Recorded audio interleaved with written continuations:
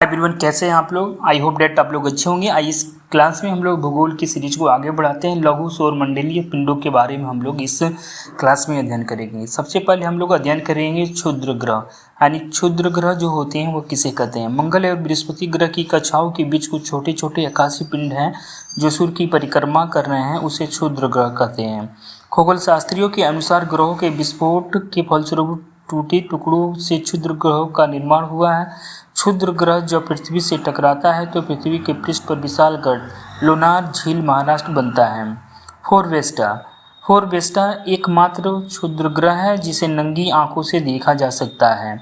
अब आइए जानें धूमकेतु किसे कहते हैं। सौरमंडल के छोर पर बहुत ही छोटे छोटे अरबों पिंड विद्यमान हैं जो धूमकेतु या पुछल तारे कहलाते हैं।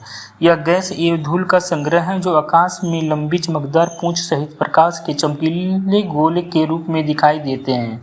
धूमकेतु केवल तभी दिखाई पड़ता है जब वह सूर्य की ओर अग्रसर होता है, क्योंकि सूर्य किरणें इसकी गैस को चमकीला बना देती हैं। धूमकेतु की पूंछ हमेशा सूर्य से दूर होता दिखाई देता है। हेलेन नामक धूमकेतु का परिक्रमण काल 76 वर्ष है। यह अंतिम बार 1986 ईस्वी में दिखाई दिया था। अगली बार यह 1986 + 76 यानी 2062 में दिखाई देगा। धूमकेतु हमेशा के लिए टिकाऊ नहीं होते हैं, फिर भी प्रत्येक धूमकेतु के लौटने का समय निश्चित होता है। उल्काएं प्रकाश की चमकीली धाराओं के रूप में देखते हैं जो प्रकाश के में क्षण के लिए दमकती और लुप्त हो जाती है।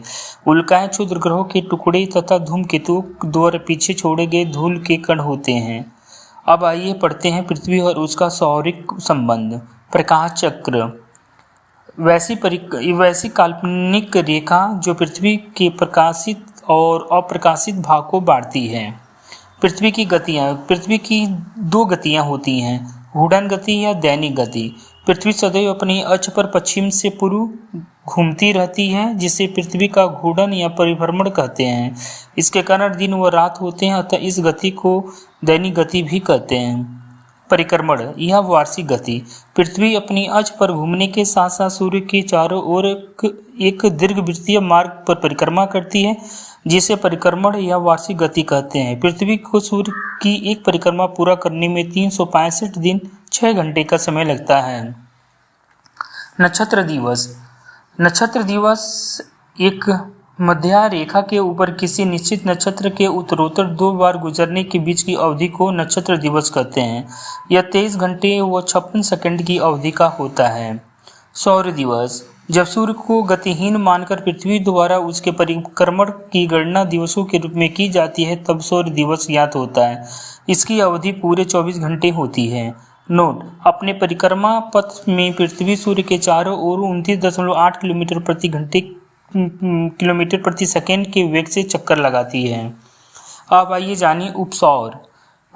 पृथ्वी सूर्य की परिक्रमा दीर्घवृत्तीय कक्षा में करती है, जिसके एक कोकस पर सूर्य होता है। जब पृथ्वी सूर्य के अधिकतम पास होती है तो उसे उपसौर कहते हैं। ऐसी स्थिति 3 जनवरी को होती है। ऐसी स्थिति में पृथ्वी और सूर्य के बीच की दूरी 14.70 करोड़ किलोमीटर होता है।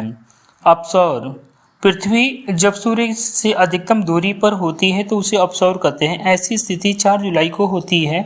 ऐसी स्थिति में पृथ्वी और सूर्य के बीच की दूरी जो होती है 15.21 करोड़ किलोमीटर होती है। अब आइए पढ़ें एप्साइड रेखा। उपसौरिक एवं अपसौरिक को मिलाने वाली काल्पनिक रेखा सूर्य के केंद्र से गुजरती है, उसे एप्साइड रेखा कहते हैं। अक्षांश विषुवत वृत्त से उत्तर या दक्षिण दिशा में स्थित किसी स्थान की कोणीय दूरी को अक्षांश कहते हैं। यह कोण पृथ्वी के केंद्र पर बनती है। इसे विषुवत वृत्त से दोनों ओर अंशों में मापा जाता है। विषुवत वृत्त 0 अंश के अक्षांश को प्रदर्शित करता है। विषुवत वृत्त की उत्तरी एवं दक्षिणी दिशा में 1 डिग्री के अंतराल से खींचे जाने पर 90 अक्षांश वृत्त होते हैं, यानी किसी भी स्थान का अक्षांश 90 डिग्री से अधिक नहीं हो सकता। विषुवत वृत्त के उत्तरी भाग को उत्तरी गोलार्ध और दक्षिणी भाग को दक्षिणी गोलार्ध कहते हैं। अक्षांश समानांतर काल्पनिक रेखाओं का एक ऐसा समूह जो पृथ्वी के चारों ओर पूर्व से पश्चिम दिशा में विषुवत रेखा के समांतर खींचा जाता है, अक्षांश रेखा कहलाता है। अथवा भूमध्य रेखा से एक समान कोणीय दूरी वाले स्थानों को मिलाने वाली रेखा को अक्षांश रेखा कहते हैं। भूमध्य रेखा 0 डिग्री की अक्षांश रेखा है, अतः इस पर स्थित सभी स्थानों का अक्षांश 0 डिग्री होगा। भूमध्य रेखा के उत्तर में स्थित अक्षांश रेखाओं को उत्तरी अक्षांश रेखाएं तथा इसके दक्षिण में स्थित अक्षांश रेखाओं को दक्षिणी अक्षांश रेखाएं कहते हैं। दो अक्षांश रेखाओं के मध्य की दूरी 111 किलोमीटर होती है। यदि अक्षांश समानांतरों को 1 डिग्री के अंतराल पर खींचते हैं तो उसकी एक दक्षिणी दोनों गोलार्ध में 89 अक्षांश समानांतर होंगे।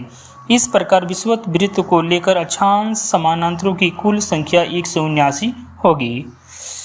भूमध्य रेखा के उत्तर में 23.1/2 डिग्री अक्षांश को कर्क रेखा और दक्षिण में 23.1/2 अक्षांश को मकर रेखा कहते हैं। Thank you very much.